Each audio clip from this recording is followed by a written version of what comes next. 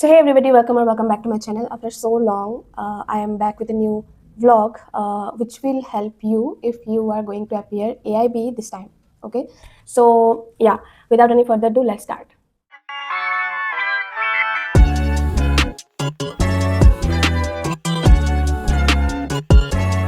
So regarding AIB, like everything you need to know about AIB, I have already uploaded a video. अगर आपने नहीं देखा है तो प्लीज़ आप जाके देख लीजिएगा.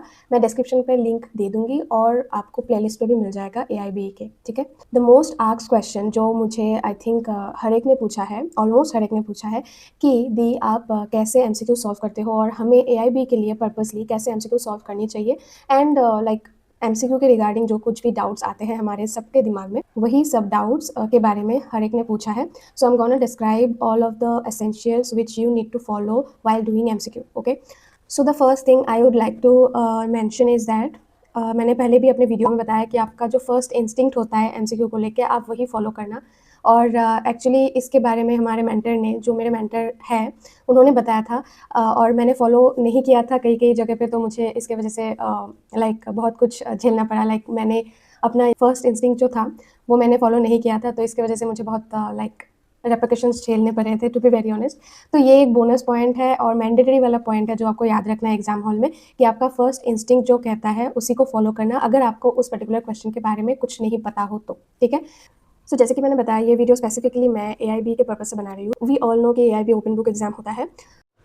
सो जैसे कि मान लीजिए अगर आपको ये वाला 536 वाला क्वेश्चन अगर फॉर एग्जांपल आता है कि which article in the constitution of India outlaws untouchability and makes it A punishable offence, तो इसको देख के पता चलता है, अगर आप पढ़े हो तो आपको पता ही होगा कि आर्टिकल 17 टॉक्स अबाउट दिस. और अगर आपने नहीं पढ़ा है और आपको नहीं पता है तो आपको ये सारे आर्टिकल्स देखने की कोई ज़रूरत नहीं है, बार बार बैरक खोल के इधर उधर भटकने की कोई ज़रूरत नहीं है. आप सिंपली अपने कॉन्स्टिट्यूशन बैरक का कंटेंट खोलना एंड उधर ही आपको सारा कुछ मिल जाएगा कि अनटचेबिलिटी, एबोलिशन ऑफ टाइटल कहाँ पे मेंशन है. ऐसे ही अगर इस तरीके का डायरेक्ट क्वेश्चन आता है कि कौन सा आर्टिकल में या फिर कौन से सेक्शन में ये वाला पॉइंट दिया हुआ गया है, तो आपको सिंपली अपना कंटेंट खोलना है बैरक का, उस पर्टिकुलर सब्जेक्ट का, एंड उधर ही आपको सब कुछ मिल जाएगा अगर डायरेक्ट क्वेश्चन है. ठीक है. ऐसे भटकने की कोई ज़रूरत नहीं है, बार बार खोल के पेज ढूंढने की कोई ज़रूरत नहीं है. हमेशा ये दिमाग में रखना कि कंटेंट में डायरेक्ट क्वेश्चन का जवाब आपको मिल जाएगा. इससे क्या होगा, इससे आपका जो टाइम है वो बहुत बचेगा. ठीक है. और आप दूसरे सवालों पर ज़्यादा फोकस कर पाओगे जो भी कंसेप्चुअल बेस्ड क्वेश्चन होते हैं. जैसे कि मान लीजिए एक एग्जाम्पल सेट कर दिया और उसमें आपको बताना पड़ेगा,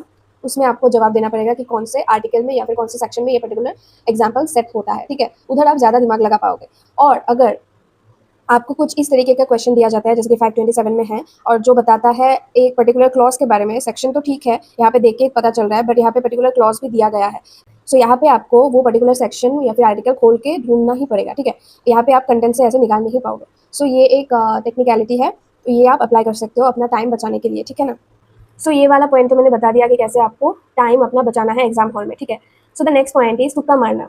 मुझे पता है हर एक एस्पिरेंट या फिर हर एक कैंडिडेट, आप लाइक चाहे जो भी एग्जाम आप दे रहे हो, एक ना एक क्वेश्चन तो ऐसा आता ही होगा. आप जितना भी पढ़ लो, जितना भी आप उखाड़ क्यों ना लो, आपको एक क्वेश्चन एग्जाम हॉल में ऐसा तो मिलेगा ही मिनिमम, जहाँ पे आपको कुछ भी नॉलेज नहीं होगा, लाइक उस क्वेश्चन के बारे में आपको कुछ भी पता नहीं होगा. और लाइक मुझे पता है ये AIB है, ओपन बुक है, बट फिर भी आपको एक क्वेश्चन या फिर दो क्वेश्चन ऐसा मिलेंगे जिसके बारे में आपको कुछ भी पता नहीं होगा, कुछ भी आइडिया भी नहीं होगा, और उसको ढूंढते ढूंढते आप थक जाओगे बट नहीं मिलेगा उसका answer.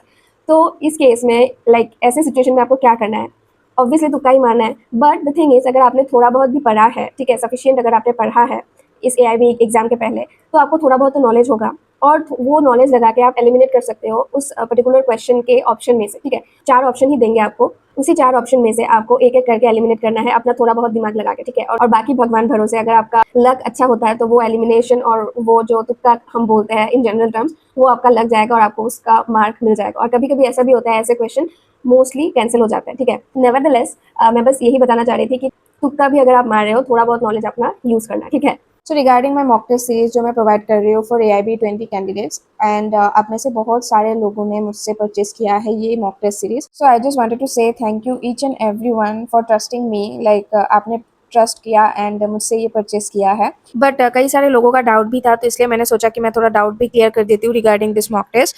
So here is the details of mock test series. You can pause and check the details, and if you are interested, then you can contact me through this number. Get the mock test series at very reasonable price, very reasonable price. Bye.